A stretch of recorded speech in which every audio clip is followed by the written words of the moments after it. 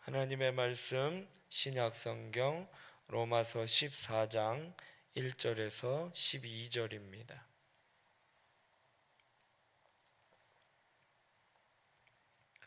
신약성경 257면 로마서 14장 1절에서 12절 말씀입니다.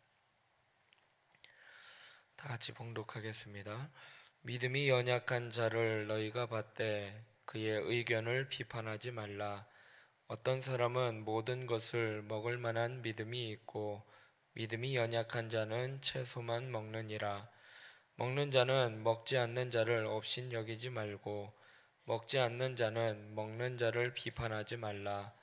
이는 하나님이 그를 받으셨음이라. 남의 하인을 비판하는 너는 누구냐? 그가 서 있는 것이나 넘어지는 것이 자기 주인에게 있음에 그가 세움을 받으리니 이는 그를 세우시는 권능이 주께 있음이라. 어떤 사람은 이 날을 저날보다 낮게 여기고 어떤 사람은 모든 날을 같게 여기나니 각각 자기 마음으로 확정할지니라. 나를 중히 여기는 자도 주를 위하여 중히 여기고 먹는 자도 주를 위하여 먹으니 이는 하나님께 감사함이요 먹지 않는 자도 주를 위하여 먹지 아니하며 하나님께 감사하느니라. 우리 중에 누구든지 자기를 위하여 사는 자가 없고 자기를 위하여 죽는 자도 없도다. 우리가 살아도 주를 위하여 살고 죽어도 주를 위하여 죽나니 그러므로 사나 죽으나 우리가 주의 것이로다. 이를 위하여 그리스도께서 죽었다가 다시 살아나셨으니 곧 죽은 자와 산 자의 주가 되려 하심이라. 내가 어찌하여 내 형제를 비판하느냐? 어찌하여 내 형제를 업신 여기느냐? 우리가 다 하나님의 심판대 앞에 서리라. 기록되었으되 주께서 이르시되 내가 살았노니 모든 무릎이 내게 꿇을 것이요 모든 혀가 하나님께 자백하리라 하였느니라. 이러므로 우리 각 사람이 자기 일을 하나님께 짓고 하리라. 아멘. 성숙하고 바르게 자유를 누리라 라는 제목으로 말씀 나누고 기도하겠습니다. 공동체가요 바르게 성장하기 위해서는요 성숙한 사람들이 되어야 하는 것입니다. 성숙한 성도가 오늘 말씀을 통해서 어떻게 사람들을 대해야 하는지, 또 어떤 기준으로 살아야 하는지, 또 무엇을 선택해야 하는지 오늘 말씀을 통해서 살펴보도록 하겠습니다. 첫 번째로는요, 믿음이 약한 자를 포용해야 한다라고 말씀을 하고 있습니다. 바울은요, 음식과 절기에 대한 이 문제를 언급하면서 이 공동체 안에 마땅한 태도에 대해서 이야기를 하고 있습니다. 1절부터 보면 믿음이 연약한 자를 너희가 받되 그의 의견을 비판하지 말라. 어떤 사람은 모든 것을 먹을 만한 믿음이 있고 믿음이 연약한 자는 채소만 먹느니라. 먹는 자는 먹지 않는 자를 업신 여기지 말고 먹지 않는 자는 먹는 자를 비판하지 말라. 이는 하나님이 그를 받으셨음이라. 남의 하인을 비판하는 너는 누구냐? 그가 서 있는 것이나 넘어지는 것이 자기 주인에게 있음에 그가 세움을 받으리니 이는 그를 세우시는 권능이 주께 있음이라 말씀을 하고 있습니다. 그러니까 공동체 안에요 믿음이 있는 자, 믿음이 성숙한 자, 또 복음으로 자유를 깨달아서 진리 안에서 균형을 잘 잡고 견고한 신앙을 가지고 있어서 어떤 우상에게 바친 음식이나 절기에 대해서 자유롭게 행하는 자들에게 성경에 대해서 잘 알지 못하는, 이해하지 못하고 또 자기의 생각이 전부인 것처럼 말하는 그런 믿음이 연약한 자를 받아들이라라고 말씀을 하고 있습니다. 그러니까 음식이나 절기에 매이는 자들을 비판하지 말고 용납하라는 거예요. 그것에 대해서 자유를 누리는 자는 자유를 누리지 못하는 자를 업신 여기지 말고, 또 그것에 대해서 또 자기는 누리지 못하는데 저 사람은 자유로운 사람들에 대해서 비판하지 말 것에 대해서 말씀을 하고 있습니다. 그러니까 함부로 비판하거나 업신 여기지 말라라는 것입니다. 나와 다른 생각을 가지고 있는 사람을요, 쉽게 판단하거나 비판해서는 안 됩니다. 그러니까 생각이 다른 것이지 틀린 게 아니거든요. 그래서 우리는 명심해야 할 게 뭐냐? 저 사람하고 나하고 맞지 않아 라고 이야기를 할 때에 틀려서 맞지 않는 게 아니라 다르기 때문에 맞지 않는다라는 것을 우리가 먼저 전제해야 한다라는 것입니다. 내 주장이 맞지 않는다고 해서요, 그들과 멀리해서는 안 됩니다. 성숙한 공동체가 되기 위해서는요, 믿음이 먼저 성숙한 자들이 믿음이 연약한 자들을 받아들이는 영적 포용력이 있어야 한다는 것입니다. 그들이 왜 그렇게 생각을 했는지, 왜 그렇게 말하는지 그것을 대해서 생각해 보고 이해하고 존중해서 그들의 마음을 들어봐야 한다는 것입니다. 그래서 그들의 말이 맞다면 겸손히 받아들이면 되고, 또 그들의 생각이 잘못되었다면 성경적으로 옳지 않은지, 무엇이 바른 것이고 무엇이 옳은 것인지 겸손하게 또 사랑의 마음으로 그것을 잘 설명해 주고 이해할 때까지 그들을 용납하고 받아주는 배려가 필요하다라는 것입니다. 그래서요, 공동체 안에 믿음이 약한 자들을 포용할 수 있는 그러한 성숙한 저와 여러분이 되길 주님의 이름으로 부탁드리겠습니다. 두 번째로는요, 올바른 자유를 누려야 한다라는 것입니다. 이 유대교 배경을 가진 성도들은요, 이 안식일을 중요하게 여겨서 반드시 지켜야 한다라고 생각을 했습니다. 그러나 믿음이 성숙한 사람은요, 그 안식일 날만이 아니라 모든 날을 동일하게 여겼기 때문에 언제든지 자유롭게 예배할 수 있다라고 생각을 했던 것입니다.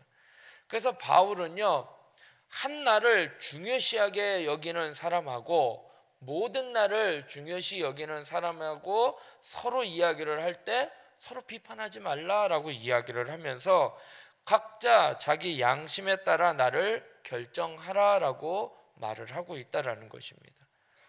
그러니까 진리냐 비진리냐 이 선악간의 문제가 아니라 개인적인 성향에 따라 개인적인 양심에 따라 판단할 것을 존중해 주라라는 거예요. 오늘 지금 우리가 지금 코로나로 인해서 오프라인 예배, 여기 나와서 예배 드리는 사람이 있고요. 그것이 좀 불편하고 어려운 점이 있어서 집에서 온라인 예배를 드리는 사람이 있다라는 거예요. 그것에 대해서 서로 비판할 것이 아니라는 거예요.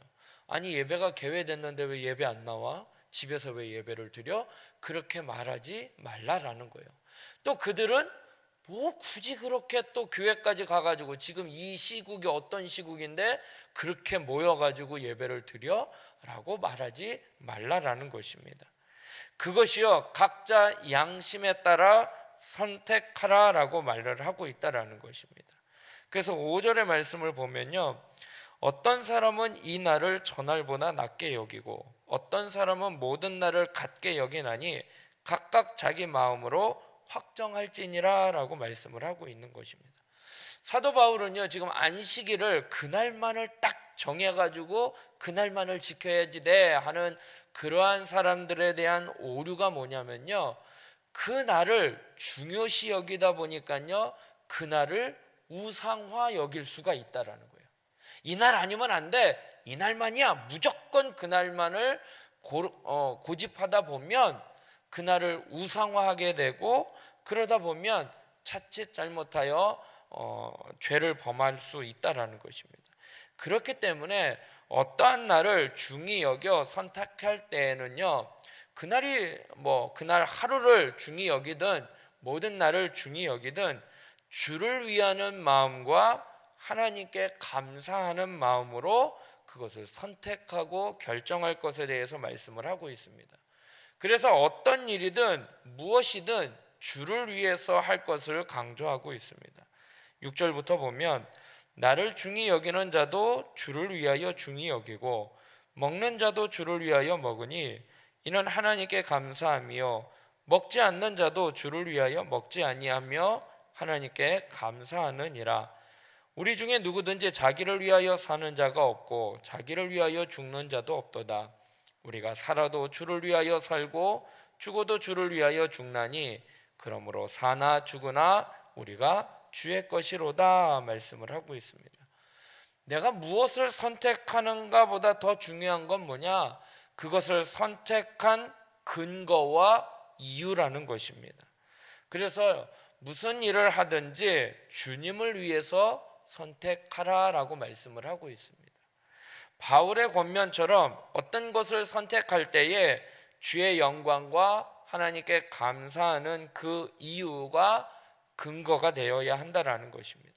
아주 작은 문제라 할지라도요, 주님의 영광을 위하여 선택하고 주님의 영광에 감사하며 진심으로 그 마음으로 그것을 선택하고 그렇게 행해야 할 것을 말씀을 하고 있습니다. 그래서 지금 내가 선택하는 것이, 내가 행하는 행동이나 내가 말하는 것이 어떤 근거와 어떤 이유로 이루어지고 있는 것인지를 한번 점검해 봐야 한다는 것입니다. 그래서 무엇을 선택하든 영적인 우선순위를 가지고 주님의 영광과 하나님께 대한 감사가 기준이 되어서 올바른 자유를 누리는 저와 여러분이 되길 주님의 이름으로 부탁드리겠습니다. 끝으로는요, 나 자신을 먼저 돌아보라라는 것입니다. 바울은요, 그리스도께서 모든 일을 위해 죽으심으로 모두가 그리스도의 것이 되었다라고 말씀을 하고 있습니다. 9절부터 보면 이를 위하여 그리스도께서 죽었다가 다시 살아나셨으니 곧 죽은 자와 산 자의 주가 되려 하심이라 말씀을 하고 있습니다. 모든 지체가 다 하나님의 주권에 달려 있다라는 것입니다. 주님의 한 지체가 된 성도는요, 자기의 기준과 판단으로 다른 사람을 함부로 정죄하지 말라라는 것입니다. 성도들에게 서로 비판하거나 업신여기지 말라라고 교훈하면서 그 모두가 다 하나님의 자녀들이고 또 모두가 다 하나님의 심판대 앞에 나중에 서게 되어서 각자 행위를 하나님 앞에 짓고 할 것이라는 것입니다. 그래서 그때 무엇이 옳고 그른지는 그때 하나님이 판단하실 것이다 라고 말씀을 하고 있습니다. 10절부터 보면 내가 어찌하여 내 형제를 비판하느냐, 어찌하여 내 형제를 업신여기느냐, 우리가 다 하나님의 심판대 앞에 서리라. 기록되었으되 주께서 이르시되 내가 살았노니 모든 무릎이 내게 꿇을 것이요 모든 혀가 하나님께 자백하리라 하였느니라. 이러므로 우리 각 사람이 자기 일을 하나님께 짓고 하리라 말씀을 하고 있습니다. 성숙한 성도는요, 어떤 것이 옳고 그름뿐만 아니라 공동체의 하나됨을 생각해야 한다라는 거예요. 아, 이게 옳아, 이게 나빠, 잘못됐어, 그것을 판단하는 것도 중요하지만 그것보다 또 하나 생각해야 할 것은 뭐냐? 공동체의 하나됨이라는 것입니다. 남을 판단하거나 비판하기보다 나 자신을 먼저 돌아보아야 하고 또 그 상대방이 그리스도 안에서 같은 형제요 자매임을 기억해야 한다는 것입니다. 그러니까 우리가 생각할 것은요, 나 자신을 먼저 생각하고 내가 생각하는 그 사람이 나하고 똑같이 하나님의 자녀라는 것, 내 가족이고 내 형제요 내 자매라는 그 사실을 먼저 기억하면 내가 함부로 판단하거나 함부로 비판할 수 없다라는 것입니다. 우리의 말과 행동이 옳은 것이라 할지라도요, 지혜롭지 못하다 보면 그 공동체가 하나됨을 깨트리는 결과가 나올 수도 있다라는 것입니다. 또한 다른 사람을 판단하기 전에 내게 실수가 없는지 먼저 살펴보는 것이 필요하다라는 것이죠. 왜냐하면 우리는 모두가 다 하나님 앞에 서서 그 하나님 앞에 우리의 모든 것이 다 숨김없이 다 고백할 때가 오기 때문이라는 것입니다. 그때 부끄럽지 않도록 정결한 모습으로 우리의 이웃을, 형제를 사랑하는 마음으로 말하고 그들을 용납하고 그들을 품어줄 수 있는 저와 여러분이 되길 주님의 이름으로 부탁드리겠습니다. 우리에게는 선택의 자유가 있어요. 하나님이 우리에게 그 선택권을 주셨어요. 이게요, 하나님이 우리를 얼마나 사랑하시는지를 알 수 있는 거예요. 만약에 우리에게 선택권이 주어지지 않았다라고 한다면요, 우리는 노예예요.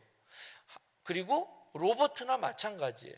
로봇은 뭐예요? 주인이 명령하는 대로 그대로만 행동하면 돼요. 로봇가 뭐 내가 이렇게 할까 저렇게 할까 선택할 권한이 없다라는 거예요. 하나님이 선택권을 주셨다라는 게요, 정말로 우리를 사랑한다라는 거거든요. 그게 어디서 나타날 수 있느냐? 아담과 하와에게요, 선악과를 따먹을 수도 있고 따먹지 않을 수도 있는 선택권을 주셨다라는 거예요. 아니 하나님, 차라리 그냥 선악과를 만들지 마시고 그냥 먹지 못하도록 그냥 만들지 않았으면 좋았을 텐데, 그럼 우리가 이렇게 고생하지 않을 텐데 라고 하지만, 하나님께서요 아담과 하와에게 선악과를 주시고 그거를 따먹을 수 있는, 따먹지 않을 수 있는 선택권을 주셨다라는 거예요. 그것이요 우리에게 하나님이 얼마나 사랑하시는지를 알 수 있다라는 거예요. 그래서요 우리는 선택권이 있어요. 선택할 수 있는 자유가 있는데, 그 선택을 어떻게 해요? 주를 위하여, 주님의 영광을 위하여, 하나님께 감사하고 또 공동체가 하나됨을 위하여 선택할 수 있는 저와 여러분이 되길 주님의 이름으로 부탁드리겠습니다. 그래서 사도 바울은요, 성숙하고 자유를 바르게 깨닫고 누릴 것에 대해서 말씀을 하고 있습니다. 비판하거나 업신여기지 말고 그들을 포용하고 믿음으로 살아갈 것에 대해서 말씀을 하고 있는데, 오늘 그러한 삶을 살아가는 저와 여러분이 되길 주님의 이름으로 부탁드리겠습니다. 기도하겠습니다. 사랑의 하나님, 오늘도 하루의 첫 시간을 하나님 앞에 나와 기도로 하루를 시작하게 하여 주시니 감사합니다. 오늘 하루도 하나님 앞에 모든 것을 맡겨드리오니 하나님께서 우리의 삶에 주관하여 주시고 간섭하여 주시고 함께하여 주사, 오늘도 하나님이 어떻게 나의 삶을 이끌어 주시고 인도해 주실지 하나님 기대하면서 하나님 앞에 믿음으로 나아가는 오늘 하루의 삶이 되게 하여 주시옵소서. 하나님, 우리가 공동체 가운데에 나와 생각이 다르고 나와 마음이 다른다고 해서 그것이 틀린 것이 아니라, 하나님 우리는 성숙한 성도로서 그들을 용납하고 그들을 받아들일 수 있도록 저희들에게 넓은 마음의 아량을 허락하여 주시옵소서. 혹 그들이 잘못되었을지라도 하나님 그들을 하나님의 말씀으로 또한 사랑으로 그들을 권면하여 그들을 바로 이끌어 나아가게 하여 주시고, 혹 내가 잘못된 것이 있지는 않은지 나 자신을 먼저 돌아보고 또 그들도 나와 같은 한 형제요 한 자매요 한 지체임을 깨달아 하나님 앞에 믿음으로 믿음의 공동체가 성숙하게 성장할 수 있도록 인도하여 주시옵소서. 하나님, 우리에게는 선택의 자유가 있습니다. 그 선택의 자유를 주신 하나님 앞에 하나님, 내 생각대로 내 의지대로 내 육신의 소욕대로 선택하는 것이 아니라 하나님의 영광을 위하여 하나님 앞에 감사하며 사나 죽으나 주의 것임을 깨닫고 모든 것이 주님을 위하여 선택하며 살아갈 수 있는 저희들 되게 하여 주시옵소서. 이 시간 나라와 민족을 위하여 기도합니다. 또한 몸된 교회를 위하여 기도합니다. 특별히 담임 목사님 청빙을 위하여 기도하오니 이 모든 일들이 주님의 뜻 안에서 응답되고 이루어지게 하여 주시옵소서. 우리 지체들 가운데 육신의 질병으로 고통당하며 또한 영적으로 눌려있는 지체들이 있습니다. 하나님, 이를 위하여 깨어 기도하게 하여 주시옵시고 하나님 앞에 믿음으로 그들을 또한 사랑으로 권면하고 감싸주고 충보하며 기도하게 하여 주시옵소서. 하나님, 우리는 지금 영적인 싸움에 처하고 있습니다. 하나님, 늘 깨어 기도하며 나아가는 저희들 되게 하여 주시옵소서. 모든 것 주님께 맡겨드리오며 예수님의 이름으로 기도드리옵나이다. 아멘.